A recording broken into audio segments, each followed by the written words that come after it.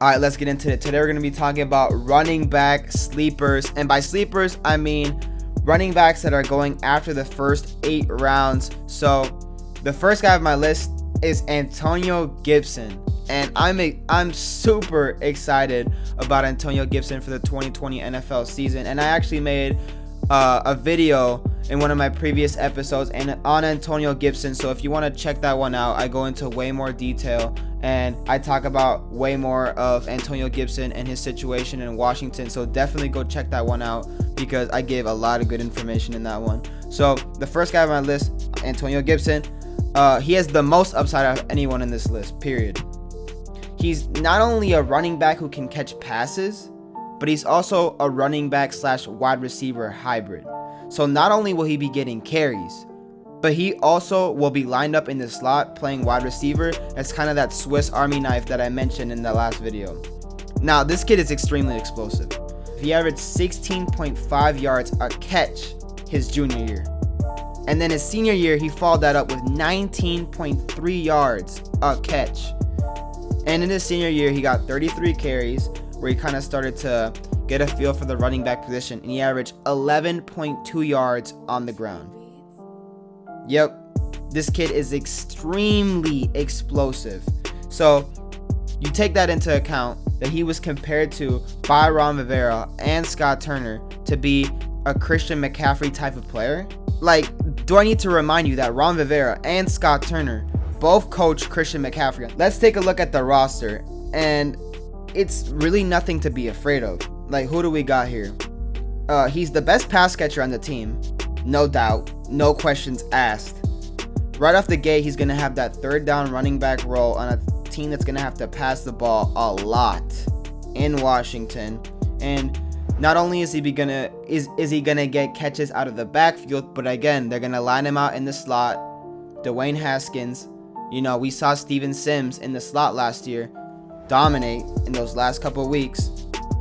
But who do we got on the roster that could potentially vulture some carries or some work from Antonio Gibson?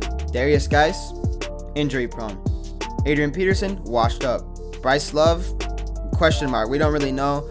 I'm not going to write him off just yet, but he's a question mark. Peyton Barber sucks. J.D. McKissick sucks. I don't know why more people aren't seeing the Antonio Gibson hype that I'm seeing. Out of all the team needs that this team had going into the 2020 NFL draft, they drafted Antonio Gibson with their 3rd round pick. Early 3rd round pick, very early. I think the 2nd pick off the 3rd round with the 66th pick. That's significant draft capital for a running back. I'm very excited about what Antonio Gibson is going to do this year. I think he's going to shine in this new offense that they got going on. He's the only running back that was selected by Ron Rivera and his coaching staff. So take advantage of his ADP at 10.06. He has the most upside of anybody going into double-digit rounds, and it's not even a question. So take advantage right now. Stash him on your bench. I don't expect him to do a lot early on, but I'll definitely expect some flashes. Now, the second guy on my list is Carlos Hyde. And after a terrible situation in last year's playoffs, where the Seahawks were down Chris Carson and Rashad Penny, they quickly learned their lesson. They had to even bring in Marshawn Lynch out of retirement for the playoffs. So they brought in Carlos Hyde to a 1-year, $2.8 million deal for insurance.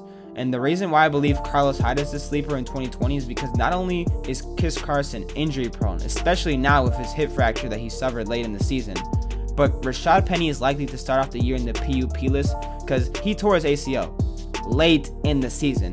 And he's going to miss the first 6 games of the season.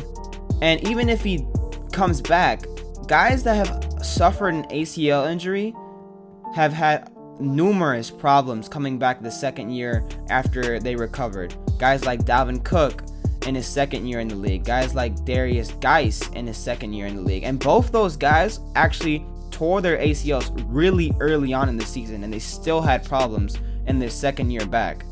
So you take that into the fact that Rashad Penny tore his ACL really late into the season. That is super, super concerning. So not only do I believe that Carlos Hyde is a better running back than Rashad Penny, But I also believe that you can't count on Rashad Penny to be healthy this year. So he's going to be slotted right into that RB2 right away, and in an offense that ran the ball the third most in the league last year with an elite quarterback, so defenses can't stack the box. Carlos Hyde is a guy I'm looking to target on every single one of my leagues.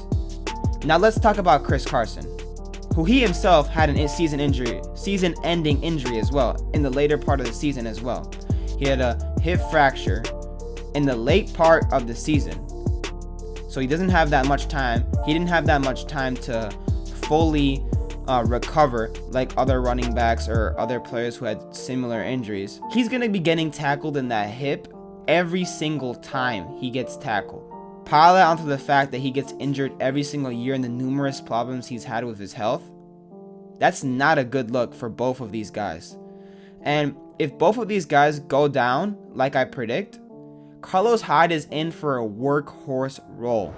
There's a reason why they brought in a running back like Carlos Hyde. And like I said, the moment both Rashad Penny and Chris Carson get injured, Carlos Hyde is going to be maybe even a high-end RB2, an RB2 minimum on this offense. Like I said, defenses can't stack the box. This team is always going to be looking to run the ball, and when Carlos Hyde gets his time, he's going to be an RB2. Even without the pass catching work, he's going in the 14th round, ladies and gentlemen. Take advantage right now. One of my favorite sleepers. A lot of people sleeping on him. So take advantage. Smash the draft button in the 13th round. Boom. And you got yourself maybe even a low-end running back 3.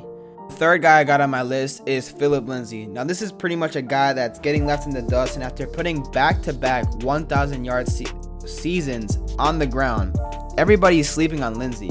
But something that a lot of people just don't seem to get is that Phillip Lindsay doesn't need that much work to be a stud. He's averaged 5 yards a carry on the ground and 6.2 yards through the air in his time in Denver, and he's only gotten around 40 to 50% of the snaps, putting up back-to-back 1,000-yard seasons with that type of volume.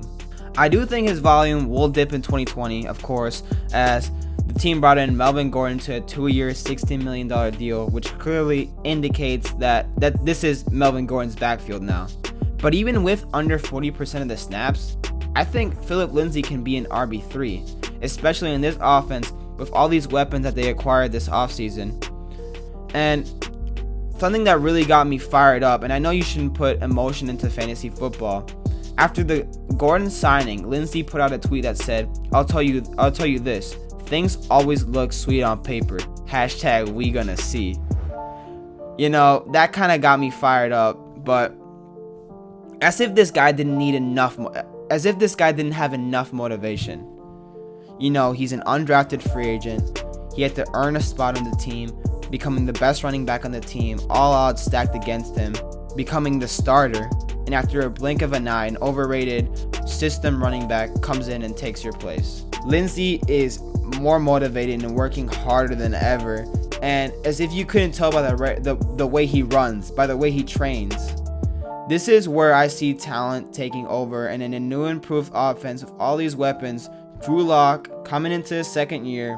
If anything were to happen to Melvin Gordon, which is likely with all the wear and tear he's had, all the injury concerns he's had previously, I could see Phillip Lindsay producing low-end RB1 numbers on this offense with just him and Royce Freeman. Take advantage, get him as your RB4, RB5, and stash him. Even with Melvin Gordon, you can't just take away someone from your game plan that's put up back-to-back 1,000-yard seasons.